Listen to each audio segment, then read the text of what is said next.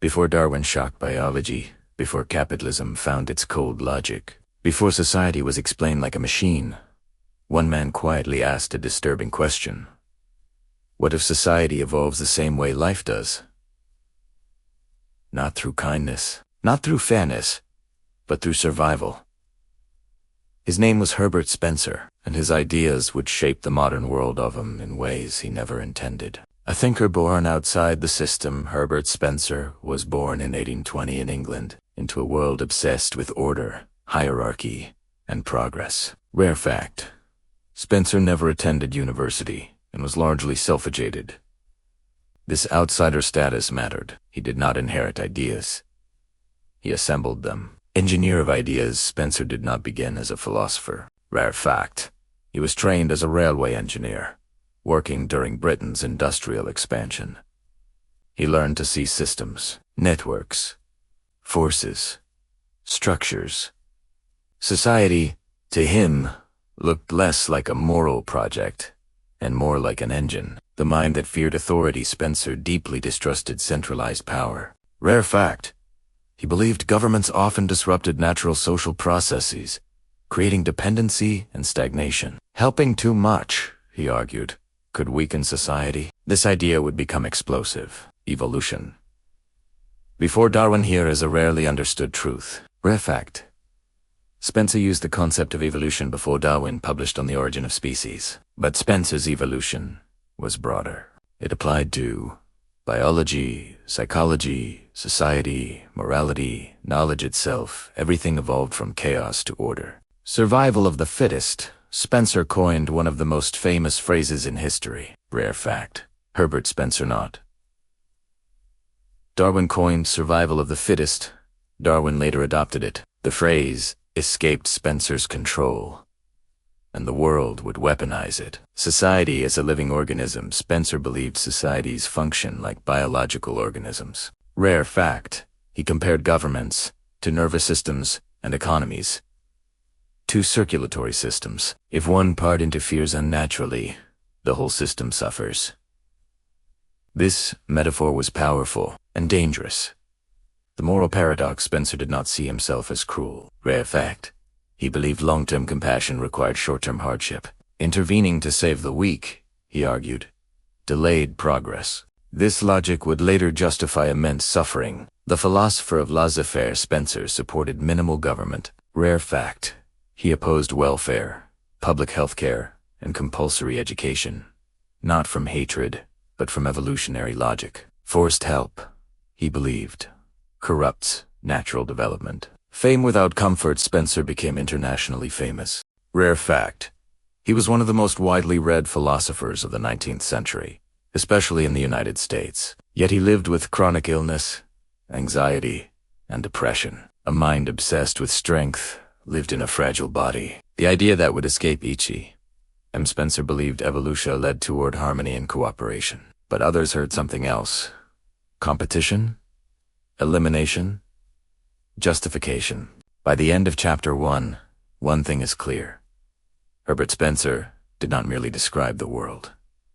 He gave it a logic. And in the next chapter, that logic will collide with capitalism, empire, and power, with consequences that still haunt us. Herbert Spencer and the age of justification. Ideas are harmless while they remain abstract. They become dangerous the moment powerful people recognize themselves inside them. Herbert Spencer did not command armies. He did not run governments. He did not design empires. But his ideas found their way into all three, and once they did, there was no turning back. America heard Spencer differently. Spencer's books crossed the Atlantic. Rare fact: Herbert Spencer was far more influential in the United States than in Britain during his lifetime. America was young, competitive, and hungry for justification. Spencer provided it. Capitalism finds a philosopher. Industrialists were rising. Inequality was growing. Factories were expanding faster than ethics. Rare fact: powerful American businessmen cited Spencer's philosophy to argue that economic inequality was natural and necessary. Wealth became proof of fitness. Poverty became evidence of failure. Social Darwinism is born. Spencer never used the term. Rare fact. Social Darwinism was later applied to ideas inspired largely by Spencer, not Darwin himself. Society, people believed, must not interfere with competition. Let the weak fail. Let the strong rise. Progress demands sacrifice. The irony: Spencer could not control. Spencer opposed imperialism and war. Rare fact. He strongly criticized colonial expansion, believing it disrupted natural social development. Yet his ideas were used to justify empire. Civilization, some claimed, had the right to dominate. Spencer watched his philosophy mutate. The science of moral distance. One quiet shift changed everything. Rare fact. Spencer reframed morality as an impersonal process, not a human obligation. Suffering became data. Deaths became statistics. Progress became abstract. Distance makes cruelty easier. Education without equality. Spencer believed education should be voluntary. Rare fact.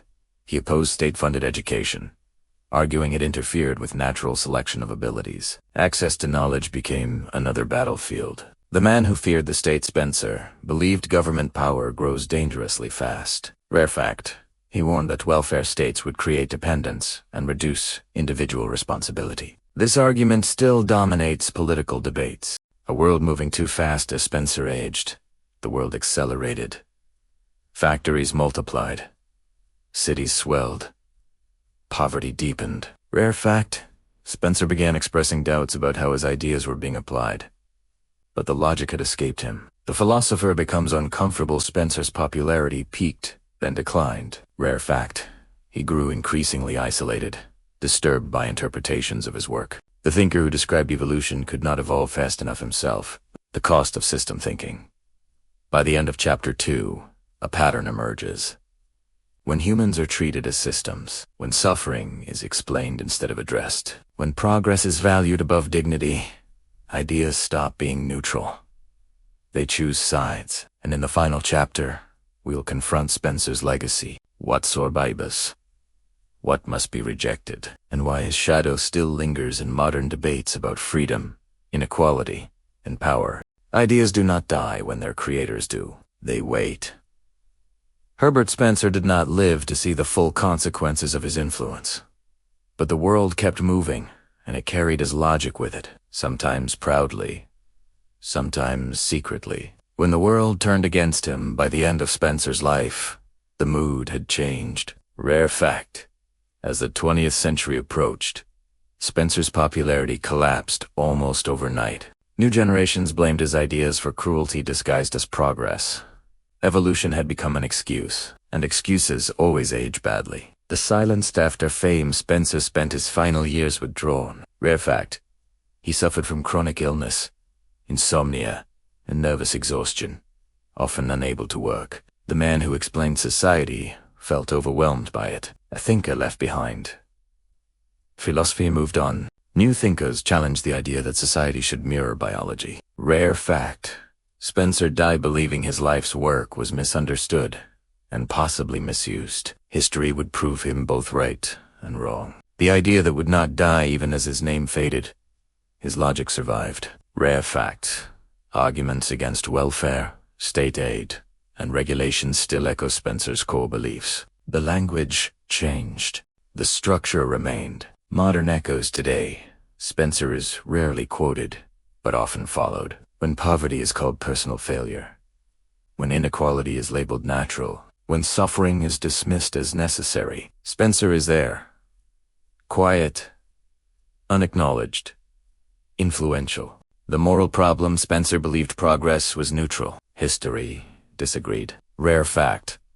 The 20th century showed how evolutionary thinking, applied carelessly, could justify eugenics, exclusion, and mass neglect. Systems don't feel guilt. People do. What Spencer never solved. One question haunted his philosophy. What happens to those who cannot compete? Spencer had no satisfying answer. Nature did not care. But humans still had to. The final contradiction. Spencer valued freedom above all. Yet his ideas often removed compassion. Rare fact. He believed sympathy itself evolved, but evolution was slow, and suffering was immediate. Time became the enemy. Why he still matters. Ignoring Spencer is easy. Understanding him is harder. He represents a dangerous temptation to explain suffering instead of confronting it, to admire systems instead of people. The last word, Herbert Spencer, died in 1903. Rare fact, his final years were marked by doubt, not certainty.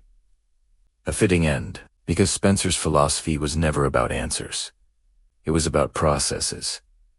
And processes never stop. The question he leaves you with, if progress demands casualties, if success requires failure, if evolution rewards strength, then ask yourself, at what point does explanation become excuse?